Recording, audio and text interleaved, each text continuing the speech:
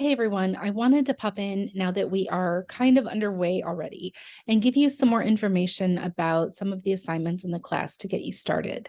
So, you should have already gone through the orientation module. If you haven't yet, it's important that you do that. You're going to submit a Word document just to make sure everything is set. If you did that, you should already have your feedback for that Word document. So, make sure you go in and take a look and make sure you can see my comments. And you should have introduced yourself in the discussion board. If you miss those assignments, you can still complete them, but be aware that there are late penalties for assignments in this class. So let's talk about what's coming up. If you haven't figured it out yet, because this is an accelerated class, things do move fairly quickly. When you go to your assignments page, it's going to tell you what's upcoming and what you still need to do. So make sure that you're doing the readings. Again, to do the readings, you're going to use the Perusal app. You can follow this link to the Perusal app, and here is our course code. Once you're already into Perusal, you'll be able to just kind of get back into it again and again by following the link, and the link will always be in those reading assignments. In addition to doing the reading, you're going to start your first project. And the first thing that you have to do for this project is an audience analysis. Now, chances are in English 1010 or your composition course, if you did anything at all with audience, it was probably pretty limited. But because we're not writing for an academic audience anymore, but we're writing for a professional audience, we're going to be doing a lot with audience analysis. Every document that you create in this course and every deliverable that you create in this course, you're going to have to address to a very specific audience. And those audiences will always be determined by the project itself. So make sure you're reading the instructions carefully. Make sure that you're reading the project case studies in our textbook carefully. You're going to use the same audience analysis worksheet for each one of our projects. So this analysis isn't going to change. You're going to get used to going through these steps, but you are going to fill out a separate audience analysis worksheet for each project. And sometimes you're going to do more than one audience analysis when the project really calls for two different audiences. So remember, you're going to use this as as a Google document. To do that, all you have to do is come up here, click on File, and make yourself a copy. Once you've made a copy of this document, you'll be able to fill it in. Now, it's really important that you're filling in the document as a Google document and you're keeping the formatting as it is. Please don't get rid of the formatting or create a different document style because I'm not going to be able to find your answers as easily if you do that.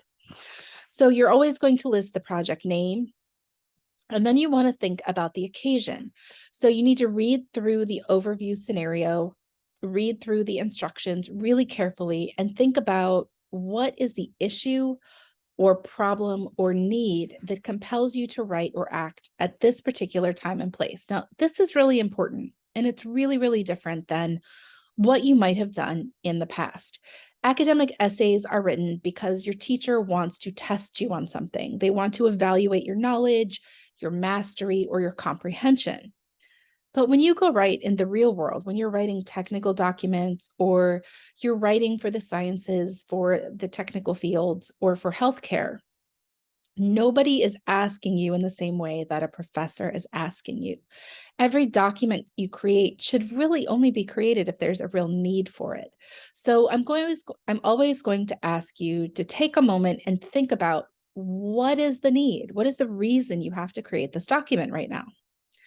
Then you want to think about the purpose. What do you or your client want to accomplish? Are you simply informing someone? Do you have to try to persuade them to take action? Do you need them to pay attention to you? Are you trying to help someone? What are you trying to accomplish in this document? You need to think about how the document will be delivered. And I'm talking specifically about this kind of like fictional scenario that each of our documents have. So you, of course, are going to deliver your document as a Microsoft Word document submitted to Canvas. But For our class, each of your projects is going to have a little scenario. So, are you writing a letter that would be mailed in a hard copy? Is this an email that's delivered electronically? Are you doing a presentation that's going to turn into a video? It's important to take a moment and think about how this information, how this document is actually going to be delivered. If you're doing something that's going to be a hard copy, you probably shouldn't be using hyperlinks, right? If you're doing something that is being delivered electronically, then it makes a lot of sense to use hyperlinks as your citations or to give your reader more information. So just thinking about like how your audience is going to interact with the document. Then you need to think about your audience, and you're really going to think about your general audience. Are you writing to an individual or a group? That is always going to be specified either in our case study textbook or in the instructions. What are the demographics of that group? Do you know your audience personally? What is your organizational relationship to the audience? And this just means, is it a document that you're writing for your boss? That is, you are writing to a superior who has some kind of control over your career or your job? Or is this writing to maybe subordinates, people that you supervise? Maybe you're writing to a general public that doesn't really have any kind of power relationship with you. But think about what your relationship is to the audience. And then also, what kind of assumptions can you make about this audience? You want to think about both the primary audience, that's the one that is specifically directed in your set of instructions or in the case study. But I also want you to take a moment and think about other possible audiences. Oftentimes, for instance, your supervisor might ask you to prepare a set of instructions, but it's not your supervisor that uses those instructions. It's maybe somebody that they're going to pass the instructions on to. So think both primary and other possible secondary audiences. You want to take a moment to think about what your audience already knows. No one likes being talked down to, so you don't want to repeat information that is very, very common knowledge. On the other hand, if your audience isn't familiar with the technical terms, the situation, or just the topic that you're discussing, you're going to have to work a little bit harder to give them more information. Again, think about your primary audience versus other possible audiences. Think about your audience expectations. When you open up a set of instructions, what do you expect? When you look at an infographic, what do you expect? When you open up an email, what do you expect? So think about the audience's expectations for the document, both in form and in content, because that will help you stop from making missteps. Think about your audience's beliefs. What does your audience already believe? What kind of cultural, communal, or other beliefs might impact the way they use or understand the document? So depending on what you're writing about, this might be very minimal or it might be very, very important. And then take a moment and think about other circumstances. What are the other issues or circumstances that could affect the way your audience encounters, understands, or reacts to your document? And I'll give you a hint. People are busy and they don't like reading. This is just a common fact of life, especially in the work world, especially in the professional world. People constantly have stuff coming at them. So if you have a reader who is distracted, who is uninterested, who might be dealing with multiple issues all popping up at the same time, that might be a circumstance that your reader needs to deal with. Later in the semester, we're going to be doing a set of instructions that are startup instructions. That's a different circumstance than someone who sits down to read an instruction booklet.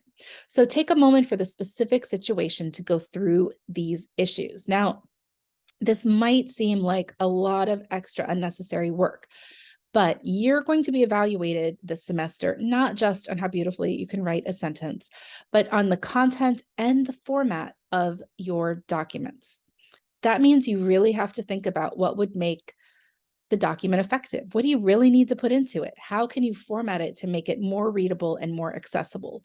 These are skills that you're going to need in pretty much every career you could possibly imagine, but they're really important in the science and technical fields because oftentimes you are presenting difficult technical information for an audience that doesn't understand it or isn't very aware of it. So we're going to be doing these audience analyses throughout the semester. The first one might feel a little tricky. It might feel like it takes a lot of time, but give yourself some time to go through them. They will get easier because you're going to get better at analyzing your audiences. Now, if you have any questions, don't forget to use my office hours to reach out by email. I'm always happy to help.